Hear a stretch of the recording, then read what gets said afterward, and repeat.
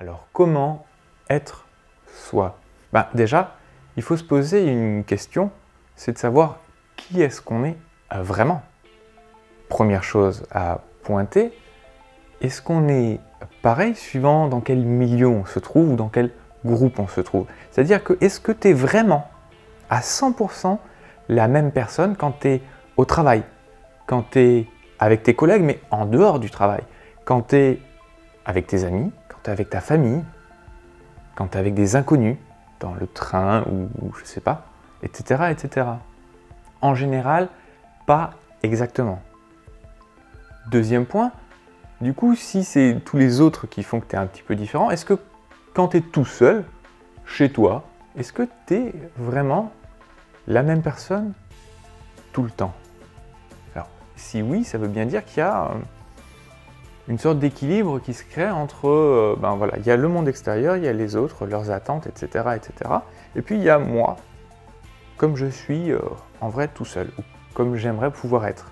Et du coup, le monde extérieur tempère un petit peu ce que tu es toi à l'intérieur. Et du coup, suivant quel groupe, il y a des règles différentes qui font que tu vas essayer d'ajuster ton comportement. Et du coup, tu essayes d'adopter les règles de ce groupe, les codes, pour passer le moment le plus agréable possible. On peut toujours se poser la question, est-ce que si je dis ça, je ne vais pas heurter? Est-ce que je ne vais pas faire mal? Est-ce que, en me comportant comme ça, je vais pouvoir continuer à fréquenter ce groupe? Est-ce qu'en me comportant comme ça, je ne vais pas causer, etc., etc. Du coup, c'est vrai qu'il y a certaines valeurs qu'on peut ou qu'on doit adopter pour une cohésion de groupe. Est-ce que ça t'est jamais arrivé de croiser quelqu'un que tu n'avais pas vu il y a pas mal de temps et te dire « Waouh, mais il a changé lui ». Alors, pourquoi on change avec le temps? Est-ce que tu es la même personne, toi, là, maintenant, de suite, que l'enfant que tu étais? Normalement, pas trop. Il y a un premier facteur qui est l'éducation qui est passée par là. L'éducation, elle est là notamment pour t'apprendre quelques règles afin de mieux vivre en société. Parce que le mot de l'éducation, c'est une bonne excuse, mais il y a aussi ton histoire, quels sont les événements qui sont passés dans ta vie et qui ont apporté une réflexion différente, un changement. D'accord? C'est donc notre expérience de vie qui modifie qui nous sommes. Du coup, on est en perpétuel changement par rapport à toutes ces choses, ces événements extérieurs que nous ne maîtrisons pas. C'est un facteur complètement indépendant de notre volonté.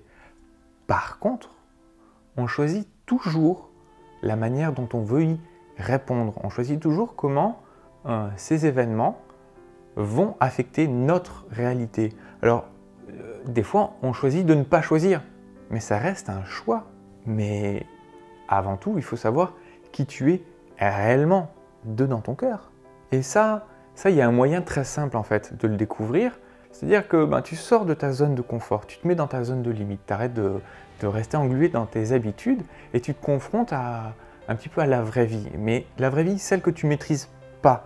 Là où tu n'as vraiment aucune maîtrise et tu vois comment tu réagis. Tu apprends à te connaître au travers de tes interactions en fait. Il y a une performeuse, une artiste qui a fait justement une très très belle performance, c'est en 1974, Marina Abramovic, ça s'appelait Rythme O. Et en fait, je la fais en cours parce que je sais que tu vas pouvoir chercher sur les internets si tu as envie de creuser un petit peu plus, mais elle s'est enfermée en fait dans une pièce, tu pouvais rentrer et sortir parce que toi tu n'étais pas l'artiste, ça c'était libre. Et elle a dit, voilà, en fait dans cette pièce, il n'y a plus aucune règle et je suis l'objet de l'art. Donc elle avait disposé deux étals, un avec des objets de plaisir et l'autre avec des objets de douleur. Donc les objets de plaisir, c'était par exemple du parfum, des fleurs, plein de trucs plutôt cool. Et de l'autre, des objets de douleur, donc c'était, je sais pas, des couteaux, des lames de rasoir, et ça allait jusqu'à un pistolet. Je te laisse te renseigner pour voir comment ça finit, mais moi quand j'ai vu ça, je me suis quand même interrogé, je me suis dit, waouh, mec, toi t'aurais fait quoi en fait dedans? Tu rentres dans la pièce, il n'y a aucune règle, il n'y a plus aucune limite. Tu peux faire n'importe quoi. Qu'est-ce que tu fais? Quand les limites n'existent plus, qui suis-je à l'intérieur? Sortir de sa zone de confort, c'est redonner la part belle au naturel qui sommeille en nous. Et sans toutes ces règles de bienséance, n'y a-t-il pas une bête qui dort à l'intérieur de nous quelquefois? Et du coup, se rapprocher de l'objet de ses rêves, devenir l'idéal que l'on a décidé d'être, d'incarner. Est-ce que c'est réellement devenir qui on est, devenir soi? Ou est-ce que c'est pas à l'inverse, se rapprocher d'une projection mentale et du coup s'éloigner de qui on est vraiment à l'intérieur? Parce que dès lors qu'on se connaît, dès lors qu'on se comprend, on peut commencer à s'accepter, on peut commencer à s'aimer, on peut commencer à se pardonner. Et c'est seulement à ce moment-là qu'on peut vraiment choisir de qui on veut devenir. Parce que sinon, tu ne fais que changer un masque pour un autre. Tu prends juste un masque plus adapté, enfin, selon toi, à la société, un masque plus joli, d'accord? Mais tu ne montres toujours pas ton vrai visage.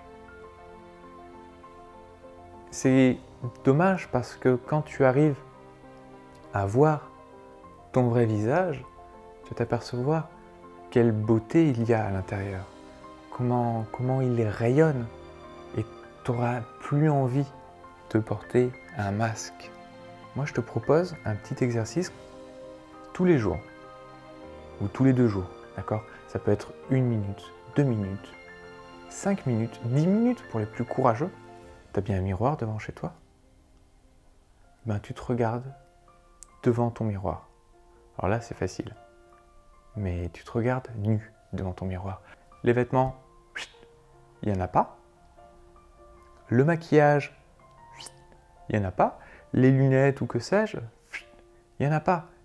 Au début, c'est douloureux. Ouais, franchement, au début, ça fait mal, hein. Tu regardes et tu vois surtout tes défauts. Après, au fur et à mesure, tu vas commencer à les intégrer, à les trouver finalement plus si moches. Ils font partie de toi, en fait. Et ils ne sont pas moches. Et à force, tu vas pouvoir prendre un petit peu de recul et voir la globalité et commencer à accepter, à pardonner et à t'aimer. Voilà, alors moi j'aimerais bien que tu partages dans les commentaires ton expérience justement, et je te laisse, je te dis une belle soirée et on se retrouve le mois prochain. Ciao!